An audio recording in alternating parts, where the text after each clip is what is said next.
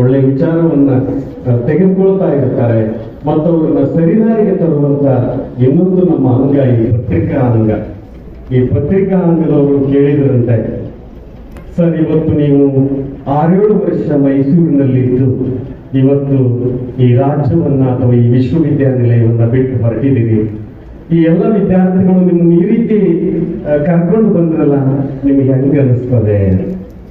ಆಗ ಸರ್ವಪಲ್ಲಿ ರಾಧಾಕೃಷ್ಣನ್ ಹೇಳ್ತಾರೆ, ಹೊಟ್ಟೆ ತುಂಬ ಉಂಡ್ರೆ ಒಂದು ದಿನ ನಾನು ಸಂತೋಷದಿಂದ ಇರಬಹುದು, ಹೊಸದಾಗಿ ಲಗ್ನ ಆದರೆ 1 ವರ್ಷ ಸಂತೋಷದಿಂದ ಇರಬಹುದು, ಆದರೆ ಜೀವನ ಪರ್ಯಂತ ಸಂತೋಷದಿಂದ ಇರಬೇಕು ಅಂದರೆ ಶಿಕ್ಷಕ ಆಗಬೇಕು ಅಂತ ಸರ್ವಪಲ್ಲಿ ರಾಧಾಕೃಷ್ಣನ್ ಹೇಳ್ತಾರೆ. ರಾಷ್ಟ್ರಪತಿಯಾದಾಗ ನನ್ನನ್ನ ಅದು ಇದು ಅಂತ ಸುಳ್ಳ ಪರಿಚಯ ಮಾಡಕ್ ಹೋಗ್ಬಾರ್ರಿ, ನಾನೊಬ್ಬ ಶಿಕ್ಷಕ ಅಂತ ನೀವು ಪರಿಚಯ ಮಾಡಿ ಅಂತ ಹೇಳಿರೋ ವ್ಯಕ್ತಿ ಸರ್ವಪಲ್ಲಿ ರಾಧಾಕೃಷ್ಣನ್. ಬಾಂಧವರೇ, ಇಡೀ ಜಗತ್ತಿನಲ್ಲಿ 1994ರಲ್ಲಿ ILO ಮತ್ತು ಯುನೆಸ್ಕೋ ಸೇರಿ ವಿಶ್ವದಲ್ಲಿ ಶಿಕ್ಷಕರ ದಿನಾಚರಣೆಯನ್ನ ಆಚರಣೆ ಮಾಡಬೇಕು ಅಂತ ಘೋಷಣೆ ಮಾಡಿದರು. ಹೀಗಾಗಿ ಎಲ್ಲ ದೇಶಗಳು 1994ರಲ್ಲಿ ಶಿಕ್ಷಕರ ದಿನಾಚರಣೆಯನ್ನ ಆಚರಣೆ ಮಾಡ್ತಾರೆ.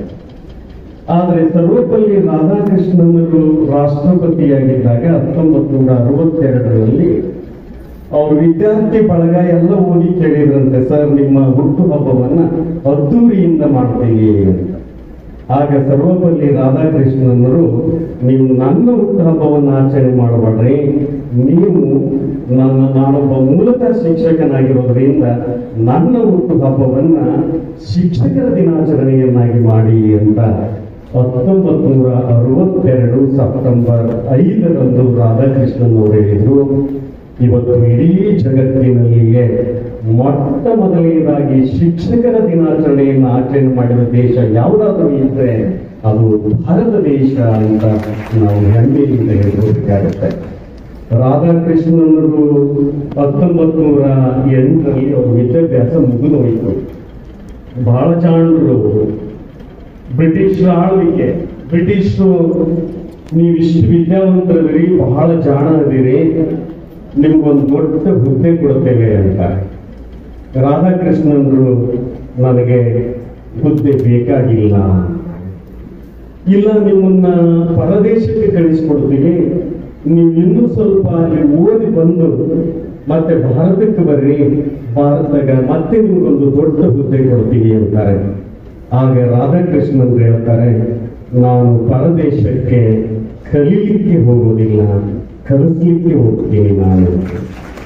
ಹೀಗಾಗಿ ಆಕ್ಸ್ಫರ್ಡ್ ಯೂನಿವರ್ಸಿಟಿಯಲ್ಲಿ ಪ್ರಾಧ್ಯಾಪಕರಾಗಿದ್ದಂತ ವಿಸಿಟಿಂಗ್ ಪ್ರೊಫೆಸರ್ ಆಗಿ ಕೆಲಸವನ್ನು ಮಾಡಿ ನಂತರ 1909ರಲ್ಲಿ ಪ್ರೆಸಿಡೆನ್ಸಿ ಕಾಲೇಜಿನಲ್ಲಿ ಅವರು ಶಿಕ್ಷಕರಾಗ್ತಾರೆ. ಆಮೇಲೆ ಆಂಧ್ರ ಪ್ರದೇಶದ ವಿಶ್ವವಿದ್ಯಾಲಯಕ್ಕೆ ವೈಸ್ ಚಾನ್ಸಲರ್ ಆಗ್ತಾರೆ, UGC ಚೇರ್ಮನ್ ಆಗ್ತಾರೆ, ರಾಜ್ಯಸಭೆಯ ಪ್ರಥಮ ಚೇರ್ಮನ್ ಆಗ್ತಾರೆ, ಈ ರಾಷ್ಟ್ರದ ಉಪಾಧ್ಯಕ್ಷರಾಗ್ತಾರೆ, ಈ ರಾಷ್ಟ್ರದ ರಾಷ್ಟ್ರಾಧ್ಯಕ್ಷರಾಗ್ತಾರೆ. ಭಾರತ ರತ್ನ ಸರ್ ಪದವಿಗಳು 6 ವ್ಯಕ್ತಿ, ಅನೇಕ ಪದವಿಗಳು ರಾಧಾಕೃಷ್ಣನನ್ನ ಹುಡ್ಕೊಂಡು ಬರ್ತವೆ. ಆದರೆ ರಾಧಾಕೃಷ್ಣನರು 1947 ಆಗಸ್ಟ್ 15ರಂದು ಈ ದೇಶಕ್ಕೆ ಸ್ವಾತಂತ್ರ್ಯ ಸಿಕ್ಕ ಮೇಲೆ ನೆಹರೂರವರು ಈ ಮಾತನ್ನು ಹೇಳಬೇಕು. ನಾನು ನೆಹರೂರವರು ತಮ್ಮ ತಂಗಿ ವಿಜಯಲಕ್ಷ್ಮಿ ಪಂಡಿತರನ್ನ ಸೋವಿಯತ್ ರಷ್ಯಾದ ಅಂಬಾಸಿಡರ್ನಾಗಿ ಮಾಡ್ತಾರೆ, ರಾಯಭಾರಿಯನ್ನಾಗಿ.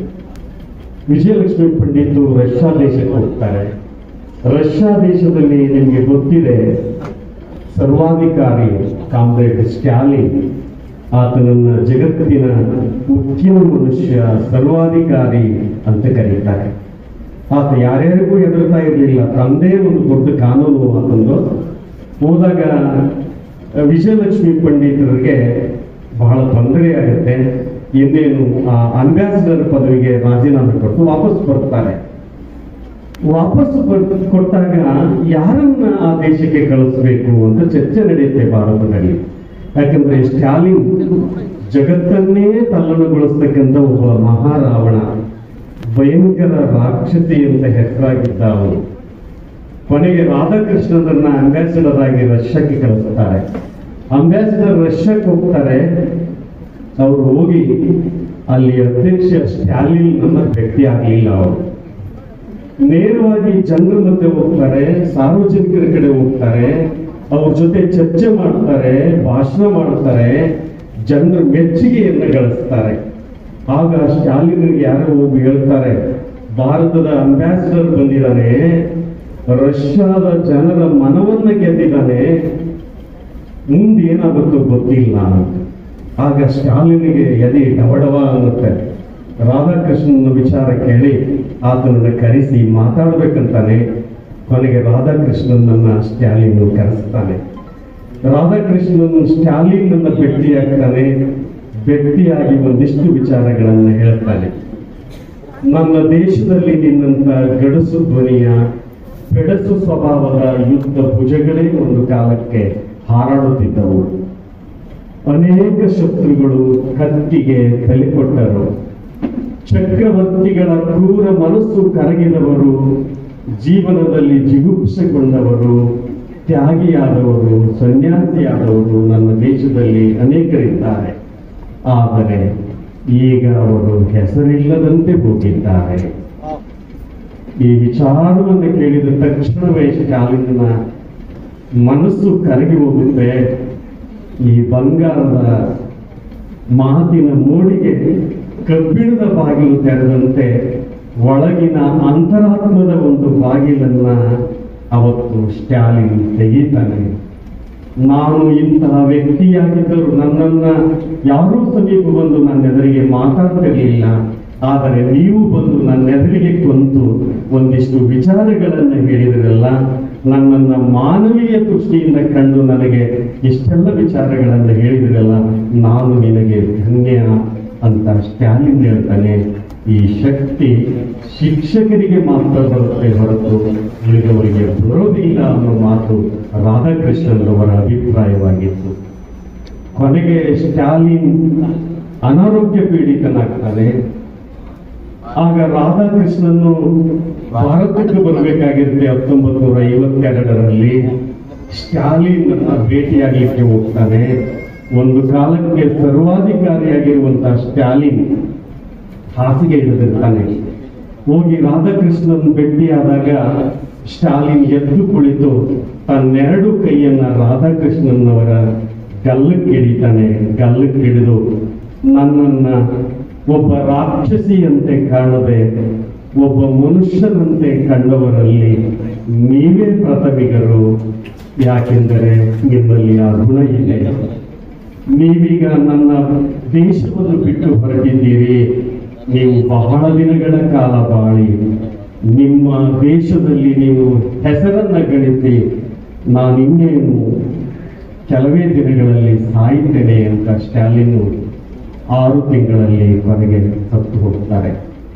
ಯಾಕೆ ಈ ವಿಚಾರವನ್ನು ಹೇಳಿದೆ ಅಂದ್ರೆ, ಒಬ್ಬ ಶಿಕ್ಷಕನಿಗೆ ಎಂಥವರ ಮನಸ್ಸನ್ನಾದರೂ ಗೆಲ್ಲಬಹುದಾದಂತ ಶಕ್ತಿ ಒಬ್ಬ ಶಿಕ್ಷಕನಿಗೆ ಇರುತ್ತೆ ಅನ್ನೋದಕ್ಕೆ ರಾಧಾಕೃಷ್ಣನ್ ಅವರ ಜೀವನ ನಮಗೆ ಸಾಕ್ಷಿಯಾಗುತ್ತೆ.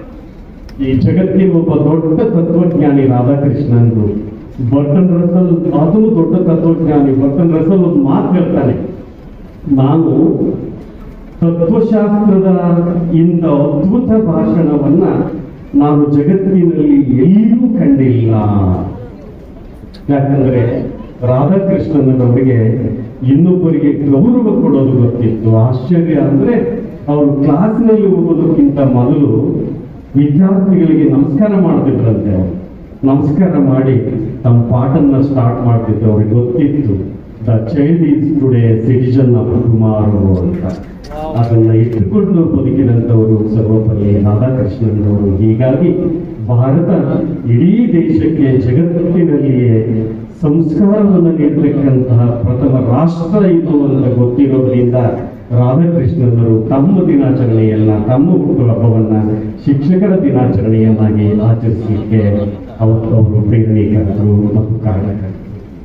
1913ರಲ್ಲಿ ರವೀಂದ್ರನಾಥ್ ಟ್ಯಾಗೋರ್ ಅವರಿಗೆ ಗೀತಾಂಜಲಿ ಅನ್ನೋ ಕೃತಿಗೆ ನೋಬೆಲ್ ಪ್ರಶಸ್ತಿ ಸಿಕ್ತು.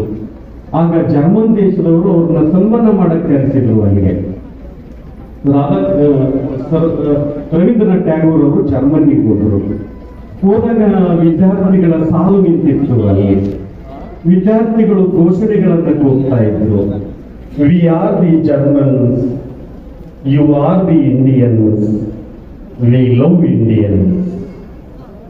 ನಾವು ಜರ್ಮನ್ನರು, ನೀವು ಭಾರತೀಯರು, ನಾವು ಭಾರತೀಯರನ್ನು ಪ್ರೀತಿ ಮಾಡುತ್ತೇವೆ. ಆಗ ಟ್ಯಾಗೂರರು why do you love Indians, ಯಾಕೆ ನೀವು ಭಾರತೀಯರನ್ನು ಪ್ರೀತಿ ಮಾಡುತ್ತೀರಿ?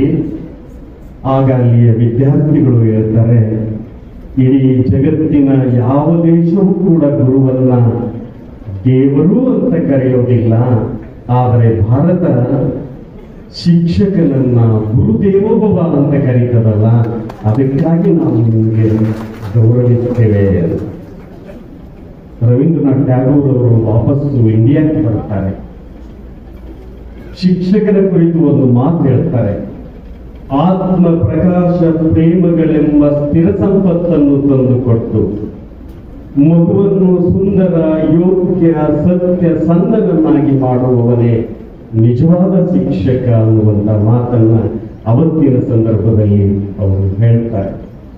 ಆತ್ಮೀಯರೇ, ಕಬೀರದಾಸ ಒಂದು ಮಾತು ಹೇಳ್ತಾನೆ, ಸಹಜವಾಗಿ ಸಿಕ್ಕಿದ್ದು ಹಾಲಿಗೆ ಸಮ, ಸಹಜವಾಗಿ ಸಿಕ್ಕಿದ್ದು ಹಾಲಿಗೆ ಸಮ, ಬೇಡಿದ ಬಳಿಕ ದೊರೆತಿದ್ದು ನೀರಿಗೆ ಸಮ, ಎಳೆದಾಟದಿಂದ ದೊರೆತದ್ದು ಅದು ರಕ್ತಕ್ಕೆ ಸಮ.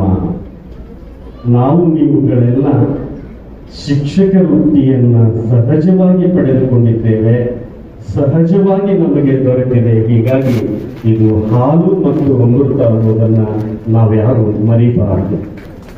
ಈ ವೃತ್ತಿಗೆ ಬಂದವರು ಯಾರೂ ಶ್ರೀಮಂತರಲ್ಲ. ಅವರು ಶ್ರೀಮಂತರಾಗಿದ್ದರೆ, ಒಂದು ವೇಳೆ ಶ್ರೀಮಂತರಾಗಿದ್ದರೆ ಅವರು ಅರಿವಿನ ಗುರುವಾಗಲಿಕ್ಕೆ ಸಾಧ್ಯ ಇರ್ತಿರ್ಲಿಲ್ಲ, ಲೋಕದ ಗುರುವಾಗಲಿಕ್ಕೆ ಸಾಧ್ಯತೆ ಇರ್ತಿರ್ಲಿಲ್ಲ. ಅರಿವಿನ ಗುರು ಮತ್ತು ಲೋಕದ ಗುರು ಆಗುವಂತ ಶಕ್ತಿ ಈ ಶಿಕ್ಷಕ ಸಮುದಾಯಕ್ಕೆ ಮಾತ್ರ ಇದೆ ಅಂತನ್ನೋದನ್ನ ನಾವು ಗಮನಿಸಬೇಕು. ಎರಡು ರೀತಿಯ ಶಿಕ್ಷಕರು ನಮ್ಮ ಮಧ್ಯೆ ಇದ್ದಾರೆ. ಒಬ್ಬರು ಬೈ ಬರ್ತ್ ಟೀಚರ್, ಆತ Socrates, Plato, Aristotle, Gandhi, Buddha, Mahavira ಇವರೆಲ್ಲ ಬೈ ಬರ್ತ್ ಟೀಚರ್. ಅವರು ಜಗತ್ತಿಗೆ ಬೋಧನೆ ಮಾಡಿದಂಥವರು. ಆದರೆ ನಾವು ರೆಡಿಮೇಡ್ ಟೀಚರ್ಸ್ಗಳು. ನಾವು ರೆಡಿಮೇಡ್ ಟೀಚರ್ಸ್ ಅಂದ್ರೆ ನಾವು ತರಬೇತಿ ತೆಗೆದುಕೊಂಡು ಬಂದು ಒಂದು ವೃತ್ತಿಯನ್ನು ಅಪ್ಪಿಕೊಂಡಂತ ಶಿಕ್ಷಕರು ನಾವು ಅಂತ ಅನ್ನೋದನ್ನ ನಾವೆಂದೂ ಮರಿಬಾರದು ಅಂತ ನನಗನ್ನಿಸ್ತದೆ.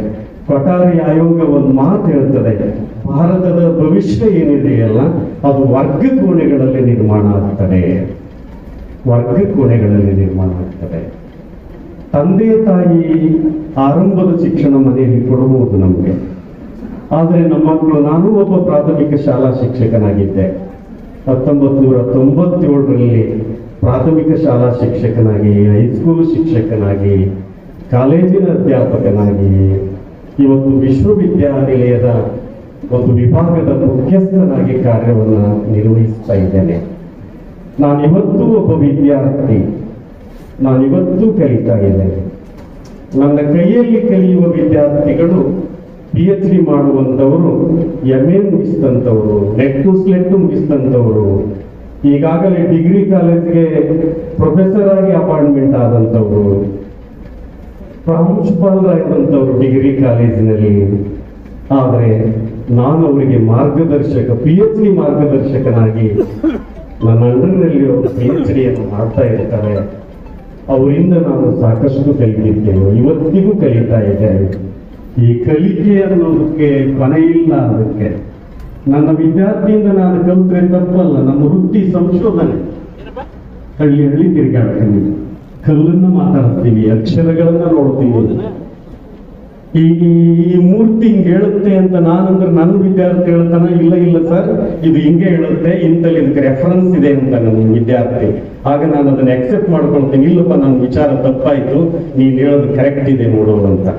ಸರ್, ಈ ಕಲ್ಲಿನ ಮೇಲಿರೋ ಅಕ್ಷರ ನೀವು ತಪ್ಪಾಗಿ ಓದಿರಲ್ರಿ, ಇದು ಹಿಂಗ ಆಗ್ಬೇಕು ನೋಡ್ರಿ ಅಂತ ನನ್ನ ವಿದ್ಯಾರ್ಥಿ ಹೇಳ್ತಾನೆ. ನಾನು ಅದನ್ನ ಅಕ್ಸೆಪ್ಟ್ ಮಾಡ್ಕೊಳ್ತೀನಿ, ಹೌದು ನಾನು ತಪ್ಪು ಮಾಡಿದ್ದೆ, ನಾನು ಮತ್ತೆ ಇದನ್ನ ತಿದ್ದುಕೊಳ್ತೀನಿ ಅನ್ನುವಂತ ಗುಣ ನಮ್ಮಲ್ಲಿದ್ರೆ ನಾವು ಬೆಳೀಲಿಕ್ಕೆ ಸಾಧ್ಯತೆ ಇದೆ ಅಂತ ಅನ್ನೋದನ್ನ ನಾವು ಗಮನಿಸಬೇಕಾಗಿದೆ. ಆಗಲೇ ಮೇಡಮ್ ಅವರು ಹೇಳಿದ್ರಲ್ಲ, ಅನೇಕ ಅಧಿಕಾರಿಗಳು ಹೇಳಿದ್ರಲ್ಲ, ಇವತ್ತಿಗೂ ದೊಡ್ಡ ದೊಡ್ಡ ಮೇಷ್ಟ್ರುಗಳು ನನ್ನ ಮನಸ್ಸಿನಲ್ಲಿ ಉಳಿದಿಲ್ಲ. ಆದರೆ ನನಗೆ ಪ್ರಾಥಮಿಕ ಶಾಲೆಯಲ್ಲಿ ಪಾಠ ಮಾಡಿದ ಮೇಷ್ಟ್ರು, ಹೈಸ್ಕೂಲ್ ಶಾಲೆಯಲ್ಲಿ ಪಾಠ ಮಾಡಿದ ಮೇಷ್ಟ್ರು ಇವತ್ತಿಗೂ ನನ್ನ ಎದುರಿಗೆ ಬಂದರೆ ನಾನು ಉದ್ದಕ್ಕವರಿಗೆ ಖಾಲಿ ಬಿದ್ದು ಆಶೀರ್ವಾದ ತೆಗೆದುಕೊಳ್ತೀನಿ. ಕಾರಣ ಏನು ಅಂದರೆ ಆ ಶಿಕ್ಷಕರಲ್ಲಿ ಅಂತ ಶಕ್ತಿ ಇದೆ ಅಂತ ಅನ್ನೋದನ್ನ ನಾನು ಗಮನಿಸಿದ್ದೇನೆ, ಅದನ್ನು ಅನುಭವಿಸಿದ್ದೇನೆ. ವಿದ್ಯಾರ್ಥಿಗಳು ಅಪ್ಪ ಅಮ್ಮನ ಮಾತು ಕೇಳೋದಿಲ್ಲ, ಮನೆಯಲ್ಲಿ ಅಪ್ಪ ಅಮ್ಮನ ಮಾತು ಕೇಳೋದಿಲ್ಲ, ತರಗತಿಯಲ್ಲಿ ಮೇಷ್ಟ್ರುಗಳ ಮಾತು ಕೇಳ್ತಾರೆ.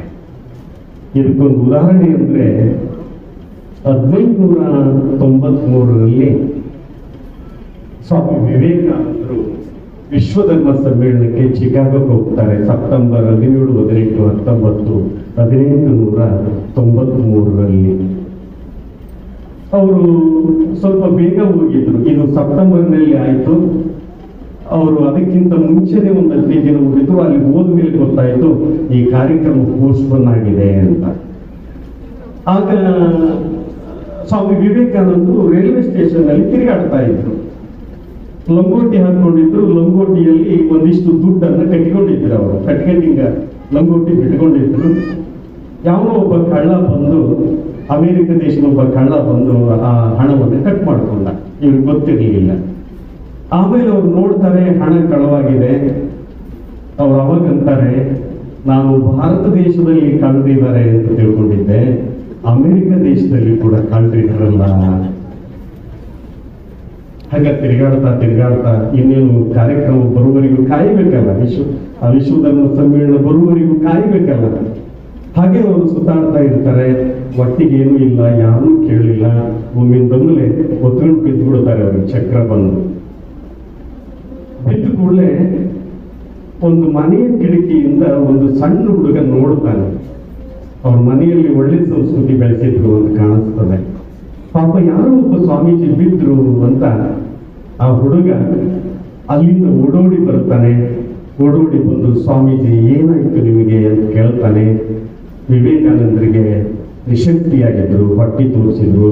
ಆ ಹುಡುಗನಿಗೆ ಗೊತ್ತಾಯ್ತು ಪಾಪ ಇವರಿಗೆ ಹಸಿವಾಗಿದೆ ಅಂತ. ಹುಡುಗ ಮನೆಗೆ ಓಡೋಡಿ ಹೋಗ್ತಾನೆ. ಟೇಬಲ್ ಮೇಲೆ ಒಂದು ಸೇಬು ಹಣ್ಣಿತ್ತು. ಸೇಬು ಹಣ್ಣು ತಂದು ಸ್ವಾಮೀಜಿ ಕೊಡ್ತಾರೆ. ಸ್ವಾಮೀಜಿಯವರು ಸೇಬು ಹಣ್ಣು ತಿಂತಾರೆ. ಶಕ್ತಿ ಬಂದಂಗಾಯ್ತು. ಆ ವಿದ್ಯಾರ್ಥಿ ಜೊತೆ ಮಾತಾಡ್ತಾರೆ. ವಿವೇಕಾನಂದರಲ್ಲಿ ಕೊಡ್ಲಿಕ್ಕೆ ಏನೂ ಇಲ್ಲ. ಇದ್ದಂತ ಹಣ ಕಳ್ಳ ಕಳವು ಮಾಡ್ಕೊಂಡಿದ್ದಾನೆ. ಆದರೂ ಏನ್ ಕೊಡ್ಲಿ ಅಂತ ಕೇಳೋ ಧರ್ಮ ಇದೆಯಲ್ಲ, ಅದು ಭಾರತೀಯರ ಧರ್ಮ. ಮಗು ನಿನಗೆ ಏನ್ ಬೇಕು ಅಂತ ಕೇಳ್ತಾರೆ. ಆ ಮಗು, ಸ್ವಾಮೀಜಿ ನೀವು ಯಾವ ದೇಶದವರು? ನಾನು ಭಾರತ ದೇಶದವರು. ಸ್ವಾಮೀಜಿ ನೀವು ಯಾವಾಗ ಹೋಗ್ತೀರಿ ನಿಮ್ಮ ದೇಶಕ್ಕೆ? ನಾನು ಇನ್ನೂ ಇಷ್ಟು ದಿನಗಳಾದ್ಮೇಲೆ ನನ್ನ ದೇಶಕ್ಕೆ ಹೋಗ್ತೀನಿ. ಸ್ವಾಮೀಜಿ ನೀವು ನನಗೇನು ಕೊಡೋದು ಬೇಡ, ನೀವು ನಿಮ್ಮ ದೇಶಕ್ಕೆ ಹೋಗ್ತೀರಲ್ಲ, ನಿಮ್ಮ ದೇಶಕ್ಕೆ ಹೋದ್ಮೇಲೆ ನೀವು ಅಮೆರಿಕ ದೇಶದಲ್ಲಿ ನಾನು ಉಪವಾಸ ತಿರುಗಾಡದೆ ಅಂತ ಹೇಳ್ಬೇಡಿ. ದಿಗ್ಭ್ರಮೆ ಆಗುತ್ತೆ ಸ್ವಾಮಿ ವಿವೇಕಾನಂದರಿಗೆ. ಅಯ್ಯೋ ಏನು ನಿನ್ಗೆ ಹೆಂಗ್ ಬಂತು? ನೀನು ಹೆಂಗ್ ಕಲಿತೆ ಇದನ್ನ? ಈ ವಿಚಾರ ಹೇಗೆ ಹೇಳಿದೆ ನೀನು? ಆಗ ಮಗು ಹೇಳುತ್ತೆ, ನನ್ನ ಶಾಲೆಯಲ್ಲಿ ನನ್ನ ಮೇಷ್ಟ್ರು ಹೇಳ್ತಿದ್ರು, ಸ್ವಾಭಿಮಾನ ಇರಬೇಕು, ಆತ್ಮಾಭಿಮಾನ ಇರಬೇಕು, ದೇಶಾಭಿಮಾನ ಇರಬೇಕು ಅಂತ. ಅದನ್ನ ನಾನು ನಿಮಗೆ ಹೇಳಿದೆ ಅಂತ ವಿದ್ಯಾರ್ಥಿ ಹೇಳ್ತಾನೆ. ವಿವೇಕಾನಂದರು ವಾಪಸ್ಸು ದೇಶಕ್ಕೆ ಬಂದಾಗ ತನ್ನ ಆತ್ಮವನ್ನ ವಿದ್ಯಾರ್ಥಿಗಳ ಆತ್ಮಕ್ಕೆ, ವಿದ್ಯಾರ್ಥಿಗಳ ಆತ್ಮವನ್ನ ತನ್ನ ಆತ್ಮಕ್ಕೆ ವರ್ಗಾಯಿಸಬಲ್ಲಂತ ವ್ಯಕ್ತಿ ಇದ್ರೆ ಅವನು ಶಿಕ್ಷಕ ಅನ್ನುವಂಥ ಮಾತನ್ನ ಅವರು ಹೇಳ್ತಾ, ನಮ್ಮ ಮುಖಕ್ಕೆ ಕನ್ನಡಿ ಬೇಡ, ಅನ್ಯರಿಗೆ ನಮ್ಮ ಮುಖ ಕನ್ನಡಿಯಾಗಿರಲಿ ಅನ್ನೋ ಮಾತನ್ನ ಅವತ್ತಿನ ಸಂದರ್ಭದಲ್ಲಿ ಸ್ವಾಮಿ ವಿವೇಕಾನಂದರು ಹೇಳಿದ್ದನ್ನ ನಾವೆಲ್ಲ ಸ್ಮರಿಸ್ಕೋಬೇಕಾಗಿದೆ. ನಮಗೊಂದು ಆತಂಕ ಇದೆ, ಇನ್ನೇನು ಬಿಡಪ್ಪ, ನಾವೆಲ್ಲ ಪ್ರೈಮರಿ ಸ್ಕೂಲ್ ಟೀಚರು, ನಾವು ಹೈಸ್ಕೂಲ್ ಟೀಚರು, ನಮ್ಮನ್ನ ಯಾರು ಸೇರ್ತಾರೆ, ನಮ್ಮನ್ನ ಯಾರು ಗಮನಿಸ್ತಾರೆ.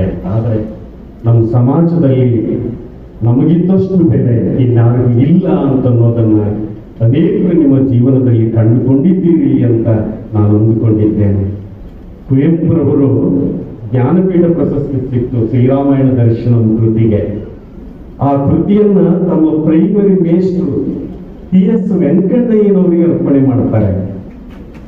ಎಂತೆಂತಹ ಗುರುಗಳು ಸಿಕ್ಕಿದ್ರು ಕುವೆಂಪುರವರ ಜೀವನದಲ್ಲಿ. ಆದರೆ ಒಬ್ಬ ಪ್ರೈಮರಿ ಸ್ಕೂಲ್ ಟೀಚರ್ಗೆ ತನ್ನ ಕೃತಿಯನ್ನು ಅರ್ಪಣೆ ಮಾಡಿದ್ರಲ್ಲ, ಮತ್ತೆ ಬಿಡ್ಲಿಲ್ಲ ನಮ್ಮ ಮಾಧ್ಯಮದ ಮಿತ್ರರು. ನಿಮ್ಗೆ ಎಂತೆಂತಹ ಗುರುಗಳು ಪಾಠ ಮಾಡಿದ್ದಾರೆ, ಆದ್ರೆ ಟಿ.ಎಸ್. ವೆಂಕಣ್ಣಯ್ಯವರಿಗೆ ಯಾಕೆ ಈ ಕೃತಿಯನ್ನು ಅರ್ಪಣೆ ಮಾಡಿದ್ರಿ ನೀವು? ಕುವೆಂಪುರವರು ಒಂದು ಘಟನೆ ಹೇಳ್ತಾರೆ. ನಾನು ಪ್ರೈಮರಿ ಸ್ಕೂಲ್ನಲ್ಲಿದ್ದೆ. ನಮ್ಮ ಟಿ.ಎಸ್. ವೆಂಕಣ್ಣಯ್ಯ ಮೇಷ್ಟ್ರು ಅವಾಗ ಅಟ್ಟದ ಮೇಲೆ ಕ್ಲಾಸ್ ಇದ್ದು ಕೆಳಗಡೆ ಮನೆ ಇರ್ತಿತ್ತು. ತಮ್ಮ ಮನೆ ಮೇಲೆ ಅಟ್ಟದ ಮೇಲೆ ನಮಗೆ ಪಾಠ ಹೇಳಕತ್ತಿದ್ರು. ಯಾರೋ ಕೆಳಗಿಂದ ಬಂದ್ರು, ಏನೋ ಇವರಿಗೆ ಕಿವಿಯಲ್ಲಿ ಹೇಳಿದ್ರು. ಆಯ್ತಾಯ್ತು ನೀನು ಹೋಗು ಅಂತ ಅವ್ರನ್ನ ಕಳಿಸಿದ್ರು. ಮತ್ತೆ ಟಿ.ಎಸ್. ವೆಂಕಣ್ಣಯ್ಯ ಮೇಷ್ಟ್ರು ಪಾಠ ಮಾಡಕ್ ಶುರು ಮಾಡಿದ್ರು. ಪಾಠ ಮುಗಿತು. ಕೆಳಗೇನು ಸೌಂಡ್ ಬರ್ತಿತ್ತು. ಅವ್ರು ಕೆಳಗೆ ಬಂದ್ರು, ಗಲಾಟೆ ಮಾಡಬಾರ್ರಿ ಅಂದ್ರು. ಅಲ್ಲೇನೋ ಹೇಳಿ ಬಂದ್ರು, ಸೌಂಡ್ ಕಡಿಮೆ ಆಯ್ತು. ಮತ್ತೆ ಬಂದ್ರು, ಪಾಠ ಮಾಡಿದ್ರು. ಆಮೇಲೆ ನಾವೆಲ್ಲ ಕೆಳಗೆ ಹಿಡ್ಕೊಂಡು ಬಂದ್ವಿ. ಅಷ್ಟೊತ್ತಿಗೆ ಟಿ.ಎಸ್. ವೆಂಕಣ್ಣಯ್ಯನವರ ಹೆಂಡತಿ ಸತ್ತಿದ್ರು. ಆದ್ರೂ ಮೇಷ್ಟ್ರು ಬಂದು ಪಾಠ ಮಾಡಿದ್ರು. ಆ ಮೇಷ್ಟ್ರನ್ನ ನಾವು ಮರಲಿಕ್ಕಾಗುತ್ತೇವೆ. ಮತ್ತೆ ಅವ್ರನ್ನ ಪ್ರಶ್ನೆಗೆ ಮರ್ದಿನ ಅವರು ಕ್ಲಾಸಿಗೆ ಬಂದ್ರು. ಮರ್ದಿನ ಅವ್ರಿಗೆ ಪ್ರಶ್ನೆ ಕೇಳಿದ್ವಿ, ಸರ್ ಎಂತ ತಪ್ಪು ಮಾಡಿದ್ರಿ ನೀವು, ಎಂತ ಕಠಿಣ ಹೃದಯದಿರಿ ನೀವು, ನಿಮ್ಮ ಹೆಂಡತಿ ಅಮ್ಮವರು ಸತ್ತಿದ್ರು ಕೂಡ ನೀವು ಹೋಗ್ಲಿಲ್ಲಲ್ಲ ಸರ್, ಎಂತ ಕೆಲಸ ಮಾಡಿಬಿಟ್ರಿ, ಎಂತ ಕಠಿಣ ಹೃದಯ ನಿಮ್ಮದು ಅಂತ ಟಿ.ಎಸ್. ವೆಂಕಣ್ಣಯ್ಯ ಮೇಷ್ಟ್ರು ಹೇಳಿದ್ರು. ಆಕೆಗೆ ನಾನೊಬ್ಬ ಗಂಡನಾಗಿ ಏನ್ ಮಾಡಬೇಕು ಮಾಡಿದ್ದೇನೆ. ಆಕೆ ಅನಾರೋಗ್ಯ ಪೀಡಿತಳಾದಾಗ ಯಾರಿಗೆ ತೋರಿಸ್ಬೇಕು ಅವರಿಗೆ ತೋರಿಸಿದ್ದೇನೆ. ಆದರೆ ಗುಣಮುಖ ಆಗಲಿಲ್ಲ. ವಿಧಿ ತೆಗೆದುಕೊಂಡು ಹೋಗಿದೆ ಅಂತ ಕೆಳಗೋಗಿ ಹೇಳೋದ್ರಾಗ ಏನೂ ಅರ್ಥ ಇಲ್ಲ. ಆದರೆ ನನ್ನನ್ನು ಕಾಯ್ತಾ ನೀವಿಷ್ಟು ಜನ ಕೂಡಬೇಕಾಗತ್ತಲ್ಲ, ನಿಮ್ಮನ್ನು ಕಾಯಿಸೋದು ಬೇಡ ಅಂತ ನಾನು ಪಾಠ ಮಾಡಿದೆ. ಇದು BM ಶ್ರೀಕಂಠಯ್ಯನವರಿಗೂ ಕೂಡ ಇಂಥ ಘಟನೆ ಅವರ ಜೀವನದಲ್ಲಿ ಆಗಿದೆ. ಹೀಗಾಗಿ ಇಂಥ ಶಿಕ್ಷಕರು ಇವತ್ತಿಗೂ ನಮ್ಮ ಮನದಾಳದಲ್ಲಿ, ನಮ್ಮ ಪರಿಸರದಲ್ಲಿ ಇದ್ದಾರೆ. ನಾವೆಲ್ಲ ಹಿಸ್ಟ್ರಿಯನ್ನು ಓದಿದ್ದೇವೆ. ನೆಪೋಲಿಯನ್ ಬೋನಾಪಾರ್ಟೆ ಗೊತ್ತು ನಮಗೆ. ನೆಪೋಲಿಯನ್ ಬೋನಾಪಾರ್ಟೆ ಇಡೀ ಯುರೋಪನ್ನೇ ತನ್ನ ಕಪಿಮುಷ್ಟಿಯಲ್ಲಿ ಇಟ್ಟುಕೊಂಡಂತ ಒಬ್ಬ ವ್ಯಕ್ತಿ ಆತ. ಊಳಿಗ ಪದ್ಧತಿಯನ್ನು ರದ್ದು ಮಾಡಿದ. ಅವತ್ತಿನ ಸಂದರ್ಭದಲ್ಲಿ ಕಾನೂನುಬದ್ಧ ಆಡಳಿತವನ್ನ ಕೋಡ್ ಆಫ್ ನೆಪೋಲಿಯನ್ ಅಂತ ತರ್ತಾನೆ, ಬ್ಯಾಂಕ್ ಆಫ್ ಫ್ರಾನ್ಸ್ ಅಂತ ತರ್ತಾನೆ. ಇಂಥ ಒಬ್ಬ ವ್ಯಕ್ತಿ ಕುದುರೆ ಮೇಲೆ ಹೋಗ್ತಕ್ಕಂಥ ಸಂದರ್ಭದಲ್ಲಿ ಅವರು ಸೇವಕರು ಹಿಡ್ಕೊಂಡು ಹೊಂಟಿದ್ರು ಆ ಕುದುರೆಯನ್ನ. ಯಾರಿಗೂ ಹೆದರದ ನೆಪೋಲಿಯನ್ ಬೋನಾಪಾರ್ಟೆ ಒಬ್ಬ ವ್ಯಕ್ತಿ ಕೈಯಲ್ಲಿ ಚೀಲ ಹಿಡ್ಕೊಂಡು ದಾರಿ ಹೊಂಟಿದ್ದ. ಅದನ್ನು ನೋಡಿದ ತಕ್ಷಣವೇ ನೆಪೋಲಿಯನ್ ಬೋನಾಪಾರ್ಟೆ ಒಮ್ಮಿಂದವಲ್ಲೇ ಕುದುರೆಯಿಂದ ಕೆಳಗಿಳಿದು ಉದ್ದಗ ಆತನಿಗೆ ಖಾಲಿ ಹಿಡಿತ. ಆಮೇಲೆ ಆತ ಸೇವಕ ಕೇಳ್ತಾನೆ, ಏನ್ ರಾಜರು ನೀವು ಹಿಂಗ್ ಮಾಡಿಬಿಟ್ರಲ್ಲ ಅಂತ. ಇಲ್ಲ, ಆತ ಈ ಕುದುರೆ ಮೇಲೆ ಕೂಡ್ಲಿಕ್ಕೆ ಕಲಿಸಿದ ಆತ ನನ್ನ ಗುರು ಅನ್ನುವಂತ ಮಾತನ್ನ ಆತ ಹೇಳ್ತಾನೆ. ಇವತ್ತು ಇಂಥ ಇತಿಹಾಸ ಸಾಕಷ್ಟಿದೆ. ಇವತ್ತು ಡಾಕ್ಟರ್ B.R. ಅಂಬೇಡ್ಕರ್ ಭೀಮ ಮೊದಲನೇ ಹೆಸರು. ಆದರೆ ಡಾಕ್ಟರ್ B.R. ಅಂಬೇಡ್ಕರ್ ಮೇಷ್ಟ್ರು ಮತ್ತು ಪೆಂಡ್ಸೆ ಮೇಷ್ಟ್ರು ಎಲ್ಲರೂ ಕೀಟಲೆ ಕೊಡುವ ಸಂದರ್ಭದಲ್ಲಿ ಅವ್ರ ಮನಸ್ಸಿಗೆ ಖುಷಿ ಕೊಟ್ಟರಲ್ಲ. ಆದ ಅಂಬೇಡ್ಕರ್ ಮೇಷ್ಟ್ರು ಅದನ್ನ ಇತಿಹಾಸ ಬೇರೆ ಇದೆ. ಎರಡು ವೃತ್ತಿ ಮಾಡ್ತಿದ್ರು ಅವರು. ಭೀಮನಿಗೆ ಕಲಿಸುವ ಅಂಬೇಡ್ಕರ್ ಮೇಷ್ಟ್ರು ಎರಡು ವೃತ್ತಿ ಮಾಡ್ತಿದ್ರು. ಒಂದು ಕಡೆ ಪಾಠ ಮಾಡ್ತಿದ್ರು, ಇನ್ನೊಂದು ಕಡೆ ಪಕ್ಕದ ಅಂಗಡಿಯಲ್ಲಿ ಖಾತೆ ಬರೀತಿದ್ರು. ಅಲ್ಲೊಂದಿಷ್ಟು ದುಡ್ಡು ಬರ್ತಿತ್ತು, ಇಲ್ಲೊಂದಿಷ್ಟು ದುಡ್ಡು ಬರ್ತಿತ್ತು. ಆದ್ರೆ ಶಾಲೆಗೆ ಅಧಿಕಾರಿಗಳು, ನಮ್ಮ ಶಾಣಪ್ಪ ಸಾಹೇಬರಂತ ಅಧಿಕಾರಿಗಳು ವಿಸಿಟ್ ಮಾಡಿದಾಗ ಏನಾದ್ರು ಪ್ರಶ್ನೆ ಕೇಳಿದ್ರೆ ಉತ್ತರ ಕೊಡಕ್ ಬೇಕಲ್ಲ. ಆ ಉತ್ತರ ಕೊಟ್ಟು ಮಾನ ಉಳಿಸೋ ವಿದ್ಯಾರ್ಥಿ ಯಾರು ಅಂದ್ರೆ ಭೀಮ. ಆ ಭೀಮನನ್ನ ಪ್ರೀತಿ ಮಾಡ್ತಿದ್ರು. ಆದ್ರೆ ಅಂತ ಸಂದರ್ಭದಲ್ಲಿ ಮೇಷ್ಟ್ರು ದಡ್ಡರಾದ್ರೂ ಪರವಾಗಿಲ್ಲ, ಆದ್ರೆ ಆ ಮೇಷ್ಟ್ರಲ್ಲಿ ಬಂಗಾರದಂತ ಗುಣ ಇದೆಯಲ್ಲ, ಸಾತ್ವಿಕ ಗುಣ ಇದೆಯಲ್ಲ, ಆ ಸಾತ್ವಿಕ ಗುಣ ಇರೋದ್ರಿಂದ ನಾನು ನನ್ನ ಹೆಸರನ್ನು ಅಂಬೇಡ್ಕರ್ ಅಂತ ಮಾಡ್ಕೊಳ್ತೀನಿ ಅಂತ ಹೇಳಿದ ಮಹಾಮಹಿಮ ಅವರು. ಸ್ನೇಹಿತರೆ, ನಾವು ಪಾಠ ಮಾಡಬೇಕಾದ್ರೆ ದೊಡ್ಡ ಪಂಡಿತರಾಗಬೇಕಾಗಿಲ್ಲ. ನಾನು ಅನ್ಕೊಂಡಿದ್ದೀನಿ, ದೊಡ್ಡ ದೊಡ್ಡ ಪಂಡಿತರಾಗಬೇಕಾಗಿಲ್ಲ, ದೊಡ್ಡ ದೊಡ್ಡ ವಿದ್ವಾಂಸರಾಗಬೇಕಾಗಿಲ್ಲ. ನಾನೊಬ್ಬ ಪ್ರೈಮರಿ ಸ್ಕೂಲ್ ಟೀಚರು ಅಂದ್ರೆ ನನ್ನ ವಿದ್ಯಾರ್ಥಿ 7ನೇ ತರಗತಿ ವಿದ್ಯಾರ್ಥಿ ಇರ್ತಾನೆ. ಆತನ ಲೆವೆಲ್ ಏನಿರುತ್ತಲ್ಲ, ಆತನ ಲೆವೆಲ್ ಅನ್ನ ತೃಪ್ತಿಪಡಿಸುವಂತ ಜ್ಞಾನ ನನ್ನಲ್ಲಿದ್ರೆ ಸಾಕು. ನಾನೊಬ್ಬ ಹೈಸ್ಕೂಲ್ ಟೀಚರ್ ಆದ್ರೆ ಹೈಸ್ಕೂಲ್ ಮಕ್ಕಳ ಲೆವೆಲ್ ಏನಿದೆಯಲ್ಲ, ಆ ಲೆವೆಲ್ ಅನ್ನು ತೃಪ್ತಿಪಡಿಸ್ತಕ್ಕಂಥ ಮೇಷ್ಟ್ರು ನಾವಾದ್ರೆ ಸಾಕು. ಆ ಒಂದು ವ್ಯಕ್ತಿತ್ವವನ್ನ ನಾವೆಲ್ಲ ಕಾಪಾಡಿಕೊಂಡು ಹೋಗ್ತೀವಿ ಅನ್ನೋ ಮಾತನ್ನ ಈ ಸಂದರ್ಭದಲ್ಲಿ ಹೇಳ್ತಾ, ಇನ್ನು ಅನೇಕ ರೀತಿಯ ವಿಚಾರಗಳು ನನ್ನಲ್ಲಿವೆ. ಆದರೆ ಸಮಯದ ಅಭಾವ. ಸಿಪ್ಪಿ ಲಿಂಗಣ್ಣವರು ಒಬ್ಬ ಪ್ರೈಮರಿ ಸ್ಕೂಲ್ ಟೀಚರ್, ಅವರು ಅಖಿಲ ಭಾರತ ಸಾಹಿತ್ಯ ಸಮ್ಮೇಳನದ ಸರ್ವಾಧ್ಯಕ್ಷರಾಗಿದ್ರು. ಅವರು ಮಾತು ಹೇಳ್ತಾರೆ, ನಾನು ಕಲಿಸೋದಕ್ಕಿಂತ ಹೆಚ್ಚು ಕಲ್ತೀನಿ ನನ್ನ ವಿದ್ಯಾರ್ಥಿಗಳಿಂದ. ಒಬ್ಬ ಪ್ರೈಮರಿ ಸ್ಕೂಲ್ ಮೇಸ್ಟ್ ಆಗಿರುವಂತ ಅವರು, ನಾನು ಕಲಿಸೋದಕ್ಕಿಂತ ಹೆಚ್ಚು ವಿದ್ಯಾರ್ಥಿಗಳಿಂದ ಕಲಿತಿದ್ದೇನೆ ಅಂತನ್ನುವಂಥದ್ದನ್ನ ನಾವು ಗಮನಿಸಬೇಕು. ಮತ್ತು ವಿದ್ಯಾರ್ಥಿಗಳು ನಮ್ಮನ್ನು ಬಹಳ ಅಬ್ಸರ್ವ್ ಮಾಡ್ತಿರ್ತಾರೆ. ಅವರು ಇವ್ರು ಎಂಥ ಸ್ವಭಾವದವರು ಅಂತ ಬಹಳ ಅಬ್ಸರ್ವ್ ಮಾಡ್ತಿರ್ತಾರೆ. ಅವರೊಬ್ಬ ಸೈಕಾಲಜಿಸ್ಟ್, ಒಂದು ರೀತಿಯ ಸೈಕಾಲಜಿಸ್ಟ್ ನಮ್ಮ ವಿದ್ಯಾರ್ಥಿಗಳು. ನಾವೇನಾದ್ರು ಒಂದಿಷ್ಟು ಸಿಡುಕ್ ಬಿಡುಕ್ ಮಾಡಿದ್ರೆ ಮನೆಗೆ ಹೋಗಿ, ಆ ಮೇಷ್ಟ್ರು ಬಹಳ ಬೆರಕಿದಾರ, ಅವ್ರು ಹಿಂಗಿಂಗ್ ಮಾಡ್ತಾರ, ಹಂಗಂಗ್ ಮಾಡ್ತಾರ ಅಂತ ಹೇಳುವಂತ ಅನೇಕ ವಿಚಾರಗಳು ಕೂಡ ನಮ್ಮ ಮಧ್ಯೆ ಇವೆ. ಆದ್ರೆ ನಾವು ಏನು ವಿಷಯವನ್ನ ಕಲಿಸ್ತೀವಿ, ಆ ಕಲಿಸುವಂತ ವಿಷಯವನ್ನ ನಾವು ಸರಿಯಾಗಿ ಮನನ ಮಾಡ್ಕೋಬೇಕು. ನಮ್ಮ ವಿದ್ಯಾರ್ಥಿಗಳಿಗೆ ಅದನ್ನ ತಿಳಿಸ್ತಕ್ಕಂಥ ಕೆಲಸ ಮಾಡಬೇಕು. ವಿದ್ಯಾರ್ಥಿಗಳು ಪುನಃ ಪುನಃ ಕೇಳಿದಾಗ, ಬುದ್ಧ ಒಂದು ಮಾತು ಹೇಳ್ತಾನೆ. ಯಾವತ್ತು ಗೌತಮ ಬುದ್ಧ, ನಾನು ಯಾವುದೇ ಮಾತನ್ನು 3 ಸಲ ಹೇಳ್ತೀನಿ ಅಂತ ಹೇಳ್ತಿದ್ದಾರೆ. ಅಂಬೇಡ್ಕರ್ನ ಮಹಾನ್ ಗುರು ಬುದ್ಧ, ಅದನ್ನ ನಾವು ಅರ್ಥ ಮಾಡ್ಕೋಬೇಕು. ಅಂಬೇಡ್ಕರ್ನ ಮಹಾನ್ ಗುರು ಬುದ್ಧ ನಾನು ಯಾವುದೇ ವಿಚಾರವನ್ನು 3 ಸಲ ಹೇಳ್ತೀನಿ ಅಂತ. ಯಾಕೆ? ಬುದ್ಧ, ನಾನು ಅನ್ಕೊಂಡಂಗೆ ಬುದ್ಧ ಒಬ್ಬ ಲೋಕ ಗುರು ಮತ್ತು ಕರುಣೆಯ ಗುರು. ಆ ಗುರು ಹೇಳ್ತಾನೆ, ನಾನು ಮೊದಲನೇ ಬಾರಿ ಹೇಳಿದರೆ ಅದನ್ಯಾರೂ ಕೇಳಿಸಿಕೊಳ್ಳುವುದಿಲ್ಲ. ನಾನು 2ನೇ ಬಾರಿ ಹೇಳಿದರೆ ಯಾರಿಗೂ ಅದು ಅರ್ಥವಾಗುವುದಿಲ್ಲ. ನಾನು 3ನೇ ಬಾರಿ ಸರಿಯಾಗಿ ಹೇಳಿದರೆ ಅದನ್ನ ಸರಿಯಾಗಿ ಕೇಳಿಸಿಕೊಳ್ಳುತ್ತಾನೆ ಅಂತ ನಾನು 3ನೇ ಬಾರಿ ಹೇಳ್ತೀನಿ ಅಂತ ಆ ಬುದ್ಧ ಹೇಳಿದ್ನಲ್ಲ, ಆ ಬುದ್ಧನ ಮಾತು ನಮಗೆ ಮಾರ್ಗದರ್ಶಿಯಾಗಲಿ ಎನ್ನುವಂತ ಆಶಾಭಾವನೆ ನನ್ನದು. ನಮ್ಮ ವಿದ್ಯಾರ್ಥಿಗಳು ಹಾಗೆ ಮಾತಾಡ್ತಿರ್ತಾರೆ. ನಾನು ಪ್ರೈಮರಿ ಸ್ಕೂಲ್ ಟೀಚರ್ ಇದ್ದಾಗ ನನ್ನ ವಿದ್ಯಾರ್ಥಿಗಳು ಮಾತಾಡ್ತಿದ್ರು. ಮೊನ್ನೆ ನಮ್ಮ ಮೇಷ್ಟ್ರು 7 + 3 = 10 ಅಂತ ಹೇಳಿದ್ರು.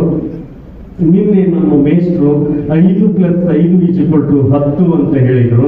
ಆದ್ರೆ ಇವತ್ತು ನಮ್ಮ ಮೇಷ್ಟ್ರು 6 + 4 10 ಅಂತ ಹೇಳ್ತಾರೆ. ಇವರಿಗೆ ಸರಿಯಾಗಿ ಲೆಕ್ಕ ಮಾಡಕ್ಕರ ಬರ್ತಾವೋ ಇಲ್ಲ. ಆಗ ನಾವು ಸಿಟ್ಟಿಗೆ ಹೇಳಬಾರ್ದು, ನಾನು ಕೊಡುವ ಉದಾಹರಣೆಗಳಲ್ಲಿ ತಪ್ಪಿದ್ದೇನೆ ಅಂತ ನಮ್ಮನ್ನು ನಾವು ಇಂಟ್ರಾಸ್ಪೆಕ್ಷನ್ ಮಾಡಿಕೊಂಡ್ರೆ ನಾವು ಬೆಳಿತೀವಿ, ನನ್ನ ವಿದ್ಯಾರ್ಥಿಗಳು ಬೆಳೀತಾರೆ. Who dares to teach shall never cease to learn. ಯಾರು ಕಲಿಯಕ್ಕೆ ಹೆದರ್ತಾರೋ ಕಲ್ಸಕ್ಕೂ ಹೆದರ್ತಾರೆ ಅಂತನ್ನೋದನ್ನ ನಾವು ಗಮನಿಸಬೇಕು.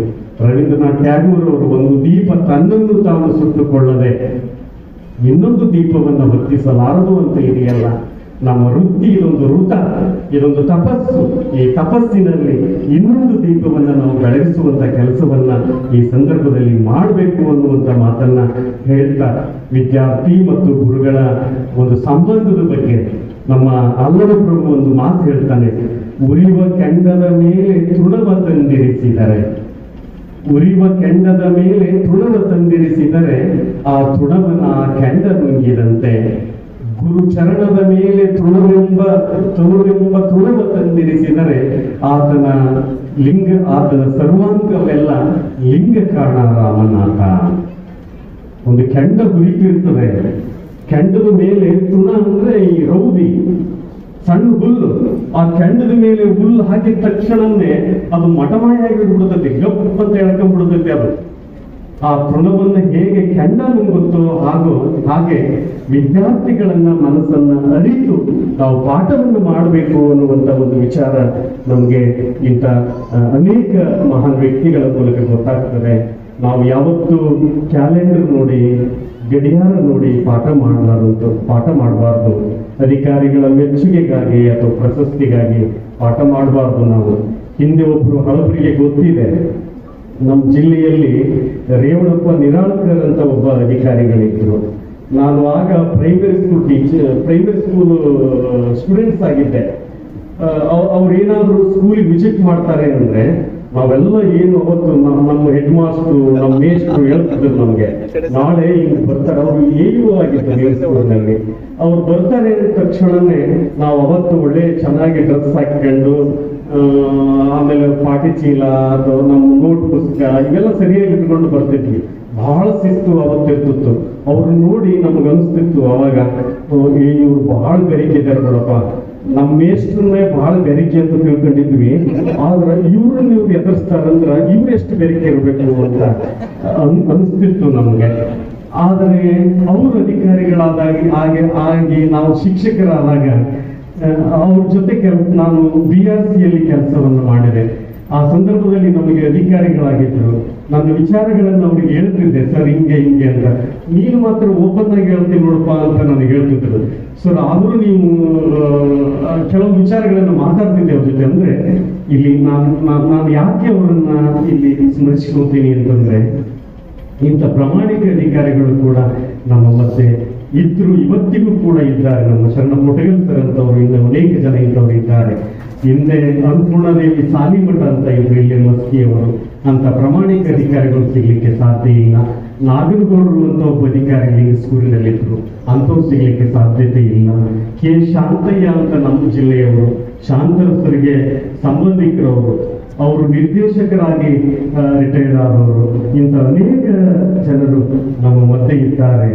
ಅಂಥವರ ಸರ್ಕಾರವು ಕೂಡ ಬೇಕು. ನಮಗೆ 108 ಕಿರಿಕಿರಿ ಇತ್ತು, ಒಂದು ಕಿರಿಕಿರಿ ಇರಲಿ, ಒಳ್ಳೇದು ಕಿರಿಕಿರಿ ಇದ್ರೆ ನಾವು ಚಲೋ ಇರ್ತೀವಿ, ಚಲೋ ಪಟ್ಟ ಮಾಡ್ತೀವಿ. ಆದ್ರೆ ಬೇರೆ ನಮ್ಗೆ ಕಿರಿಕಿರಿ ಮಾಡಿದ್ರೆ ನಮಗೂ ಒಂದಿಷ್ಟು ಏನೋ ಮನಸ್ಸಿಗೆ ಇದನ್ನಿಸ್ತದೆ. ಹೀಗಾಗಿ ಅಂತ ಸಂದರ್ಭದಲ್ಲಿ ನಾವೆಲ್ಲ ಒಂದು ಆತ್ಮಾವಲೋಕನವನ್ನು ಮಾಡಿಕೊಳ್ಳೋದ್ರ ಮೂಲಕ ನಾನು ಮಾತು ಮುಗಿಸ್ತೀನಿ ನೋಡ್ರೆ. ಆತ್ಮಾವಲೋಕನವನ್ನು ಮಾಡ್ಕೊಳ್ಳೋದ್ರ ಮೂಲಕ ನಮ್ಮ ವೃತ್ತಿಯಲ್ಲಿ ನಾವು ತಲ್ಲೀನರಾಗಬೇಕು. ನಮ್ಗೆ ಗೊತ್ತಿದೆ ಅನೇಕ ಪ್ರಯೋಗಗಳು ಪ್ರಾಣಿಗಳ ಮೇಲೆ, ಆಮೇಲೆ ಪ್ರಯೋಗಾಲಯದಲ್ಲಿ ಮಾಡುವಂತ ಪ್ರಯೋಗಗಳನ್ನ ನಮ್ಮ ವಿದ್ಯಾರ್ಥಿಗಳ ಮೇಲೆ ಅನೇಕ ಶಿಕ್ಷಣ ತಜ್ಞರು ಮಾಡ್ತಾ ಇರ್ತಾರೆ. ಈ ವರ್ಷ ಒಂದು ಪ್ಲಾನ್ ಇರುತ್ತೆ, ಇನ್ನೊಂದು ವರ್ಷಕ್ಕೆ ಇನ್ನೊಂದು ಪ್ಲಾನ್ ಆಗುತ್ತೆ. ಅವಾಗ ನಮ್ಗೆ ಏನು ಕಲಿಸ್ಬೇಕು, ಏನು ಬಿಡ್ಬೇಕು ಅಂತ ಅದನ್ನ ಇಟ್ಕೊಂಡು ನಮಗೇನು ಕಲಿಸ್ಬೇಕು ಅನಿಸ್ತದೋ ಅದನ್ನಲ್ಲಿ ಇಂಟಿಗ್ರೇಟೆಡ್ ಮಾಡ್ಕೊಂಡು ಕಲಿಸ್ತಾ ಹೋದ್ರೆ ನಮ್ಮ ವಿದ್ಯಾರ್ಥಿಗಳಿಗೆ ಅದು ಅನುಕೂಲ ಆಗುತ್ತೆ ಅನ್ನುವಂಥ ಮಾತನ್ನು ಹೇಳ್ತಾ, ನಾವು ಯಾವತ್ತೂ ನಿರುತ್ಸಾಹಿಗಳಾಗಬಾರದು. ನಿರುತ್ಸಾಹ ನಮ್ಮ ಜೀವನದಲ್ಲಿನೇ ಇರಬೇಕು. ನಮ್ಮ ವೆಂಕಟಗೌಡ ಮೇಷ್ಟ್ರು ಇಲ್ಲಿ ಕುಂತಿದ್ದಾರೆ. ಅವ್ರೇನೋ ಒಂದ್ಸಲ ಕಟ್ಟಿ ಮೇಲೆ ಕುಂತಿದ್ರಂತೆ. ಕಟ್ಟಿ ಮೇಲೆ ಕುಂತಾಗ ಯಾರೋ ಬಂದು ವೆಂಕಟಗೌಡ ಮೇಷ್ಟ್ರು ಅಂತ ಅವ್ರು ಕಟ್ಟಿ ಮೇಲೆ ಕುಂತ್ಕೊಂಡಿದ್ರು. ಅಲ್ಲ, ನೀನು ಇಷ್ಟು ವರ್ಷ ಮೇಷ್ಟ್ರಾಗಿರಿ, ಬಂದವ್ರಿಗೆಲ್ಲ ನಾನು ಇಷ್ಟು ವರ್ಷ ಮೇಷ್ಟ್ರಾಗಿನಿ ಅಂತ ಹೇಳ್ತೀನಿ, ಆದ್ರೆ ನಿನ್ನ ಕೈಯಲ್ಲಿ ಕಲ್ತವರು ಸಮಾಜದಾಗ ಏನಾಗ್ಯಾರ ಅಂತ ತಿಳ್ಕೊಂಡಿ ಏನು ಅಂತವ್ರು ಕುಟುಕಿದರು. ಅವಾಗ ಇವ್ರಿಗೆ ಸಿಟ್ಟು ಬಂದೆ, ಏನಂತ ತಿಳ್ಕೊಂಡಿರಿ, ಡಾಕ್ಟರ್ ಆಗ್ಯಾರೆ, ಇಂಜಿನಿಯರ್ ಆಗ್ಯಾರೆ, ಇದೆಲ್ಲ ಆಗ್ಯಾರೆ ಅಂತ ಹೇಳಿದ್ರು. ಅವಾಗ ಇನ್ನೂ ಕೆಲವೊಬ್ರು ಅವ್ರಿಗೆ ಗೊತ್ತಿರಲಿಲ್ಲ ಯಾರ್ಯಾರು ಏನೇನಾಗ್ಯಾರೆ ಅಂತ. ಆದ್ರೆ ಒಬ್ಬ ಶಿಷ್ಯರು ಬಹಳ ಪ್ರೀತಿಯ ವಿದ್ಯಾರ್ಥಿನಿಯಾಗಿದ್ರು. ಆಕೆ ಏನಾಗ್ಯಾಳ ಅಂತ ತಿಳ್ಕೊಂಡ್ರು. ಆಕೆ ಒಬ್ಬ ಗೃಹಿಣಿ ಆಗ್ಯಾಳ ಅಂತ ಗೊತ್ತಾಯ್ತು ಅವ್ರಿಗೆ. ನೋಡೋಣ, ಆಕೆ ಹೋಗಿ ಮಾತಾಡ್ಸ್ಕೊಂಡಾರ ಬರೋಣ ಅಂತ ಹೇಳಿ ನಾವು ವೆಂಕಟಗೌಡ ಮೇಷ್ಟ್ರು ಭಿಕ್ಷುಕನ ಒಂದು ವೇಷ ಹಾಕೊಂಡು ಒಂದು ಜೋಳಿಗೆ ಹಾಕೊಂಡು ಆ ಯಮ್ಮನ ಮನೆ ಮುಂದೆ ಹೋಗಿ ನಿಂತ್ಕೊಂತಾರೆ. ಭಿಕ್ಷಾಂದಿ ಅಂತಾರೆ. ಏನು ಧ್ವನಿ ಬರಲಿಲ್ಲ. ಮತ್ತೊಂದ್ಸಲ ಭಿಕ್ಷಾಂದಿ ಅಂದ್ರು. ಅವ ಒಳಗಿನ ಧ್ವನಿ ಬಂತು, ಯಾವಾಗದು ಬದರದು ಅಲ್ಲ. ಓಹೋ, ಇದು ನನ್ನ ಶಿಷ್ಯದ ಧ್ವನಿ. ಮತ್ತೊಂದು ಸಲ ಭಿಕ್ಷಾಂದಿ ಅಂದ್ರು. ಏಟರ ಒದರ್ತಿದಿ ನೀನು ಅಂತ ಅಲ್ಲಿಂದ ಸಿಟ್ಟಿಗೆದ್ದು ಬಂದು ರೊಟ್ಟಿ ಬಡದು ಸಾಕಾಗಿತ್ತು. ಕೈಯಾಗ ಮಸಿ ಬಟ್ಟೆ ಹಿಡ್ಕೊಂಡಿದ್ದು. ಏಟರ ಹೊರಗ್ತಿದಿ ನೀನು, ರೊಟ್ಟಿ ಬಡದು ಸಾಕಾಗೈತೆ ಅಂತ ಆ ಮಸಿ ಬಟ್ಟೆ ತಗೊಂಡು ಮುಖಕ್ಕೆ ಹೋಗದ್ರು. ಮೇಷ್ಟ್ರು ತಲೆ ತೆಗೆಸಿದ್ರು, ಶಿಷ್ಯರು ಒಳಗೋದ್ರು.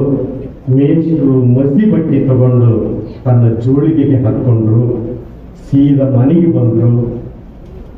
ದೇವರ ಮುಂದೆ ಕುಂತ್ಕೊಂಡು ಮಸಿ ಬಟ್ಟೆಯನ್ನ ಬತ್ತಿ ಮಾಡಿ ಎಣ್ಣೆ ಹಾಕಿ ಆ ಬತ್ತಿ ಹಚ್ಚಿ ದೇವರಲ್ಲಿ ಆ ಮೇಷ್ಟ್ರು ಬೇಡ್ಕೊಳ್ತಾರೆ, ಇನ್ನು ಮುಂದಾದರೂ ನನ್ನ ಶಿಷ್ಯನಿಗೆ ಬುದ್ಧಿ ಕೊಡು ನೀನು. ಇದು ಶಿಕ್ಷಕರ ಗುಣ. ಅಂತ ಗುಣ ನಮ್ಮಲ್ಲಿ ಇರಲಿ ಅನ್ನೋ ಮಾತನ್ನ ಈ ಸಂದರ್ಭದಲ್ಲಿ ಹೇಳ್ತಾ, ಅನೇಕರು ತಪ್ಪು ಮಾಡಿದರೆ ನಡೀತದೆ, ನಾವು ತಪ್ಪು ಮಾಡಿದರೆ ನಡೆಯೋದಿಲ್ಲ. ಯಾಕಂದ್ರೆ ನಾವು ಕಲಿಸೋರು. ಅದಕ್ಕೆ ಈ ಪಾಕಿಸ್ತಾನದ ಒಬ್ಬ ಕವಿ ಘನಶ್ಯಾಮ್ ಅಗರ್ವಾಲ್ ಅನ್ನೋರು ಒಂದು ಮಾತು ಹೇಳ್ತಾರೆ ಒಂದು ಕವಿತೆಯಲ್ಲಿ. ಈತ ರಾಜಕಾರಣಿ, ಈತ ಬಾಂಬ್ ಸೃಷ್ಟಿಸಿದ. ಬಾಂಬ್ ಏನ್ ಕೆಲಸ ಮಾಡುತ್ತೆ ಗೊತ್ತಿದೆ ನನಗೆ. ಈತ ಬಾಂಬ್ ಸೃಷ್ಟಿಸಿದ, ಈತನಿಗೆ 10 ಬಾರು ಕೂಲಿನಿಂದ ಹೊಡೆಯಿರಿ. ಈತ ಧರ್ಮಗುರು, ಈತ ಬಾಂಬಿಗೆ ಧರ್ಮದ ಗುಣ ಹಚ್ಚಿದ. ಈತನಿಗೆ 20 ಬಾರು ಕೋಲಿನಿಂದ ಹೊಡೆಯಿರಿ.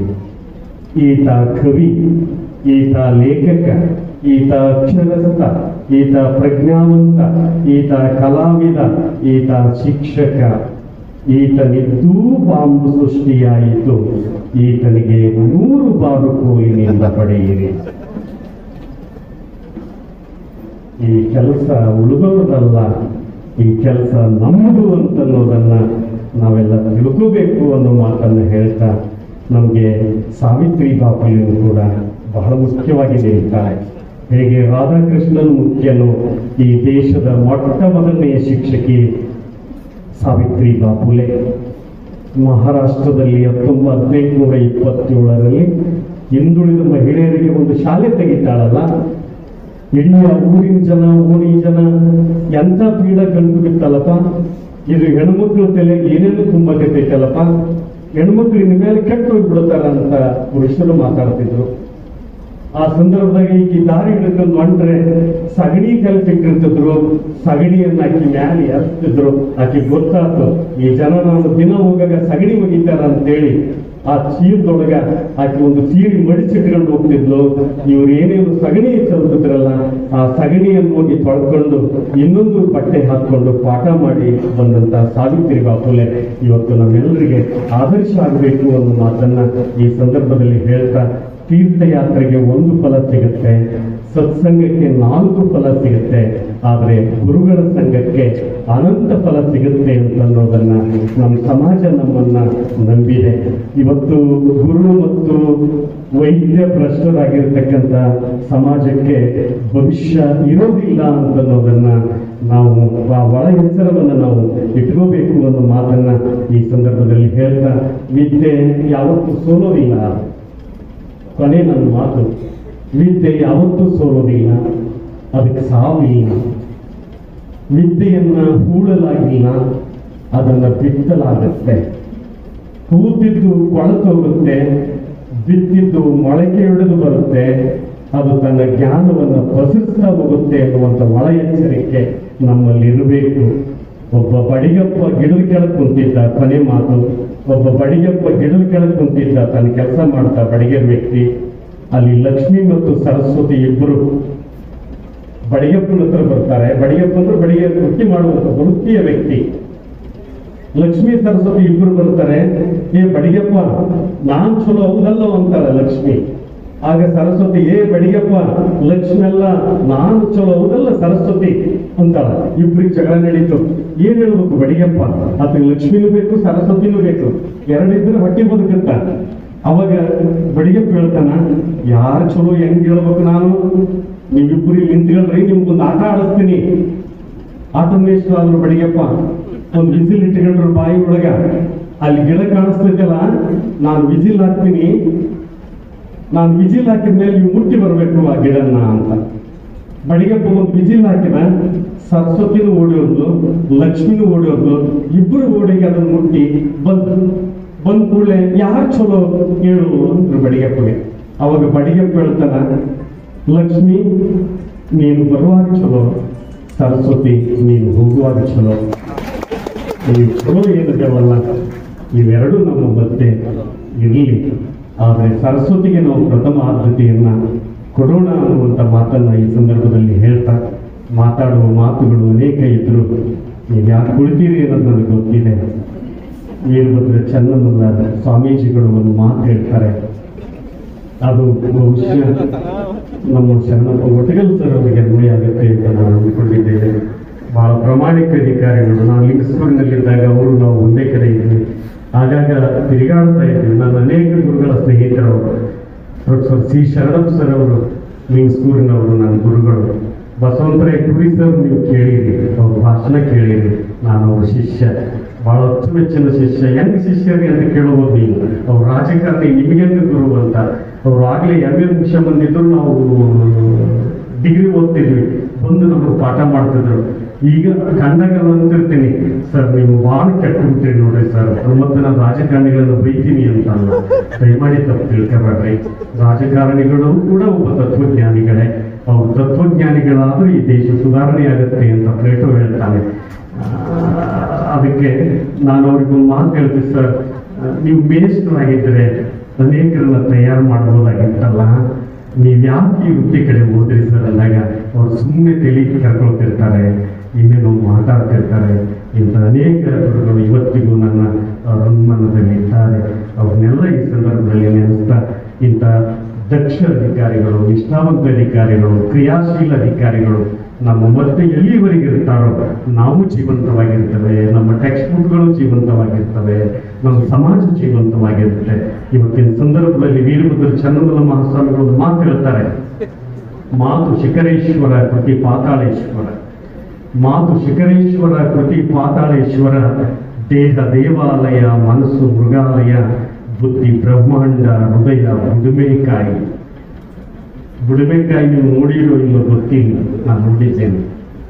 ಹೊಲದಲ್ಲಿ ಬೆಳೆಯುವ ಸಣ್ಣ ಮೆಕ್ಕಿಕಾಯಿ, ಸಣ್ಣದಿರಾಗ ವಿಷ ಇರುತ್ತೆ, ಬಲ್ತಂಗೆಲ್ಲ ಹಣ್ಣಾಗುತ್ತೆ, ಸಿಹಿಯಾಗುತ್ತೆ.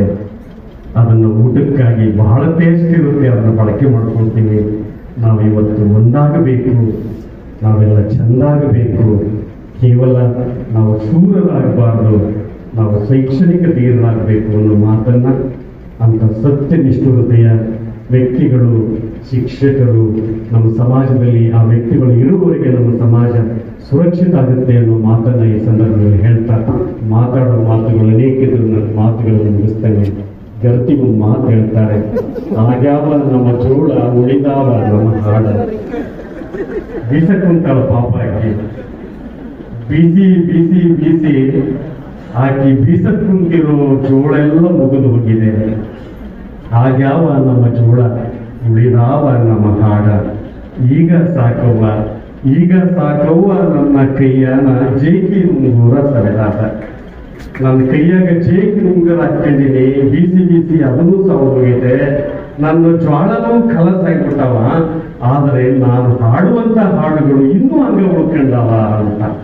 ಹಾಗೆ ನಮ್ಮ ಮಾತುಗಳು ಅನೇಕ ಇದ್ರು, ನಮ್ಮ ಅನುಭವನೇ ಮಾತುಗಳು ಅಂತ ತಾವು ಅರ್ಥ ಮಾಡ್ಕೋಬೇಕು ಅನ್ನೋ ಮಾತನ್ನು ಹೇಳ್ತಾ, ನನ್ನನ್ನು ಕರೆಸಿ ಮಾತಾಡಲಿಕ್ಕೆ ಹಚ್ಚಿರುವಂತ ಹಿರಿಯರಾಗಿರುವಂತ ಶರಣಪ್ಪ ಒಟಗಲ್ ಸರ್ ಅವರನ್ನ ಮತ್ತು ಅನೇಕ ಜನ ಹಿರಿಯ ಅಧಿಕಾರಿಗಳನ್ನ ಮತ್ತು ನಮ್ಮ